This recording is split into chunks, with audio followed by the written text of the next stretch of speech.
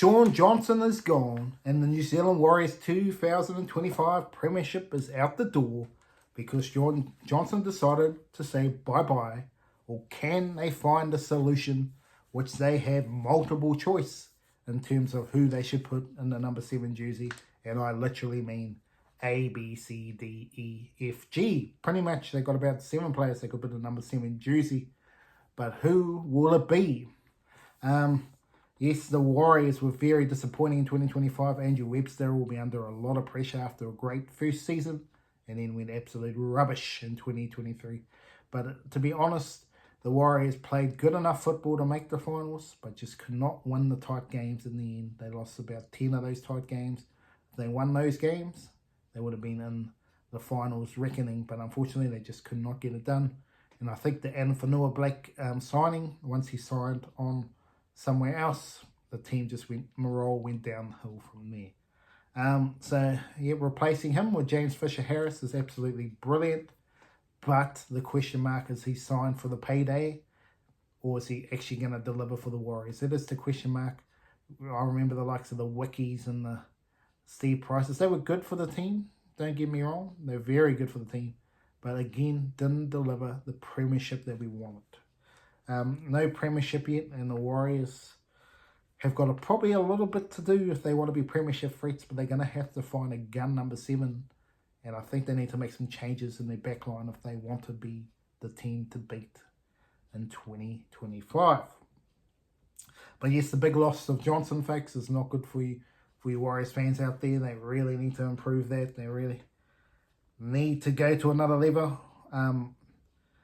Can they find a player that goes to another level than Johnson? Johnson played excellent in 2023. 2024, he was injured quite a bit. Playing injured, probably should have rested earlier in the season and maybe he would have been all right. So hopefully Andrew Webster has learned from that experience not to play them when they're that injured. Give them a little bit of time off. Tohu Harris, will he be back to full fitness and playing good football? His body is banged up. Let's hope he is really fit to go because they need him. And can James Fisher-Harris lead this forward pack and lift the Bunty Afoas, the Tom Ailes, the Jacob Ladmans and the likes, because the Warriors need to find another gun prop to add to the arsenal, because that is probably one thing that is missing. And I'm going to say Bunty Afoa is going to go to a level in 2025. Let's hope, because they really need him to, because he really is letting down the club. He needs to boost it out of the gates and be a Terrell May type player, Spencer Leno off the bench. He has the potential to do it. Let's hope they get it. Well, let's have a look at my Warriors 17 for 2025. And again, there'll be no shock to the people that have been watching this channel for a long time. Number 1, got to be the Sheik. Yes, Roger Tuivasa-Sheck has to go back there. He is not a centre. He's a solid centre, doesn't get enough ball. He is the best fullback option in the team. Don't weaken one side to put it into something else. This is the time for the Sheik to be back at fullback. Yes. Roger Tuivasa-Sheck is fullback, which means Chance Nickel-Croxted goes to the wing. He played wing when he started football, and I think he could be a brilliant winger with his speed out wide. Defensively, he might have to get some work to improve, but I'm sure he can. I'll be putting him with DWC, clearly the other winger. Centre pairing, it's going to be the youth, Rocco Berry and Ali Lauatiti. Not Lauatiti, I don't know how to say his name, but his nephew or cousin, whatever it is, that's where you're gonna see then these two need to go to another level. If the Warriors want to win the premiership, these players need to go to another level. Obviously they got Adam Pompey as well. He's a solid player as well, but apart from that, they really are struggling with Tane Tuapiki, the other option, who's been a solid fullback as well. And you could argue he can maybe get a fullback and put Roger back to 4. I'm just interesting to see there's a little dynamic there. If they give him Nickel Cross there, Roger stays at 4. It looks like that's what they're going to do. Roger needs to go to another level at centre. Now, the halves pairing. Yes, what do they do here? It's an absolute scramble for this position here. You got Timani Martin, you got Tanner Boyd, you got Jet Cleary potentially later on.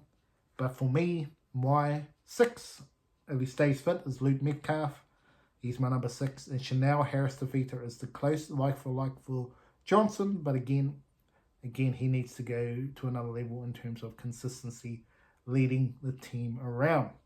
So I'm expecting Team Whitey Martin will be the number 7, but for me, I would go for Harris-Tevita in terms of long-term sustainability. But again, in this robotic type of football that they play these days, Team Whitey Martin suits it. But Chanel Harris-Tevita can play a style of football with Luke Metcalf that can be absolutely out of this world, and they could win a premiership. I think Team Whitey Martin, they'll go down a solid option, but I think Chanel Harris-Tevita with the right coaching could be the gun that they need. James Fisher-Harris, Mitchell Barnett, Wade Egan. That is up with the best in the comp. Undoubtedly up with the best in the comp right there. And then you add Kurt Capewell, Jackson Ford, and Tohu Harris. Wow. They have no excuses, the Warriors, to me, not being in the top 8. With the forward pack they got, it's absolutely off the chain. The back line is probably not as strong, but they do have a lot of options in the back line. They've got about 11, 12 players they can pick from, where a lot of other teams only have 9 or 10. So they do have options, but they got to find the right option, the Warriors, in the back line. So the bench, for me, I put Tamani Martin as the bench player who can play hooker, who can play wherever you need him to. Dylan Walker, same boat. Then Marata Niakore, and they need Bunty Afoa. He is my 17. They need him to go to another level.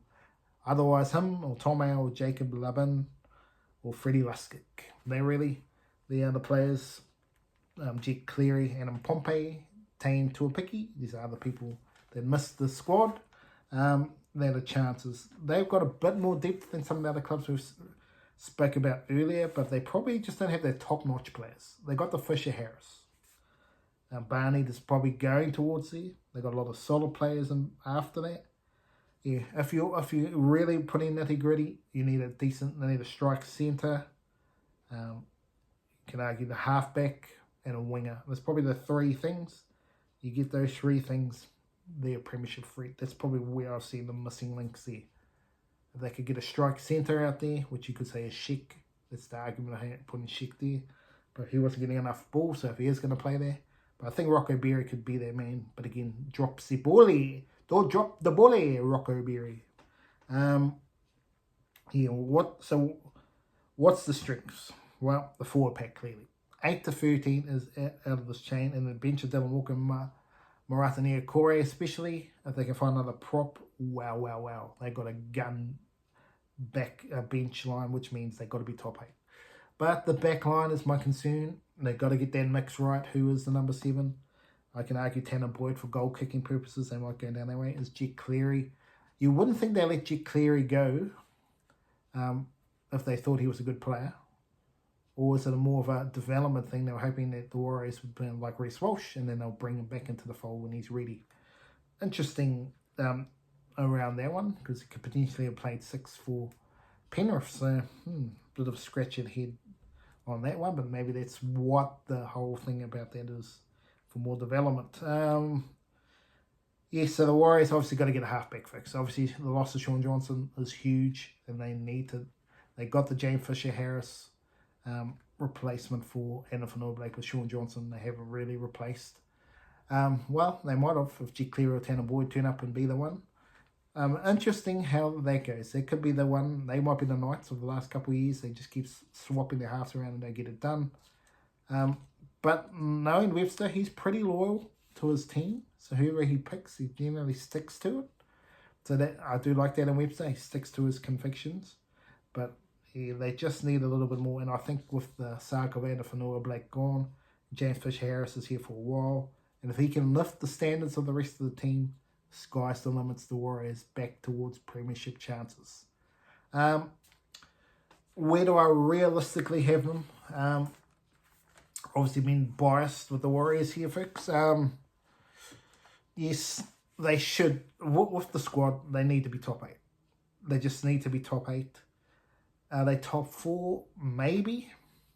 Are they the team to win the premiership? They're not the best squad. No. They're definitely not the best squad, but they're definitely in the top 8 squad. Again, it depends on the halfback position for them and the centres. If they can get that sort of thing right. Defensively, out wide, they always struggle, the Warriors. Just trend the Warriors have always had. They just can't get it done out wide. Can they fix that up? They can fix that up. Anything's the limits in 2025 for the Warriors. They're definitely a team with a big chance of going close. Whether they can go to their next level, it'll depend on whoever the number 7 is, and also Luke Metcalf staying on the field as well. Keeping him on the field is important. If he's off, then Shaun Harris-Tevita could go to 6. So they have plenty of options in that regard if injuries happen. But can they get consistent play and consistent selection so they can be a consistent team like they were in 2023? Let's hope so for all Warriors fans. Anyway, that's Barry Charles Footy Show, New Zealand Warriors take, and I'll be back with the rest of them coming up on the channel.